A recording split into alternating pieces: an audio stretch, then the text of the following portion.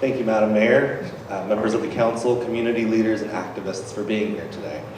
My name is Matthew Mason. I am the president of the Stanislaus County Interfaith Council and a member of the Unitarian Universalist Fellowship over on Kiernan Avenue. The purpose of the Interfaith Council is to foster and strengthen relationships between the faith traditions that exist in our community. One way to do that is by finding the commonalities where we believe similarly and also by celebrating the differences in our beliefs. One commonality that exists among all faith traditions is the holy and necessary practice of treating the poor and the needy with compassion. Jewish law states that in a functional society, the poor are to be provided with adequate and permanent housing. Islam directs all Muslim people to follow the teachings and example of the Prophet Muhammad, who taught and lived a life of compassion and service to the poor.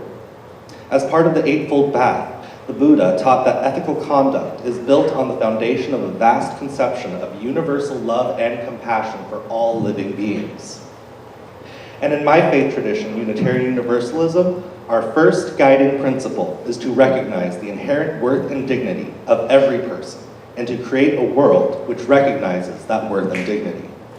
The problem of homelessness in Modesto and in our greater society is large and sometimes seems insurmountable. There is no one solution to the problem, and the solutions must be multifaceted and focus on proactive and reactive results. Proactive results include policies which prevent the causes of homelessness, such as rent control and the building of low-income housing. Reactive solutions can include helping people who have become homeless to survive and find new housing, such as safe camping sites, expanded shelter services, and a robust network of temporary housing. We are pleased to hear that the Travelers Lodge will be utilized as low-income temporary housing. For these reasons, the Stanislaus County Interfaith Council unanimously supports the Modesto Community Action Group Safe Camping proposal.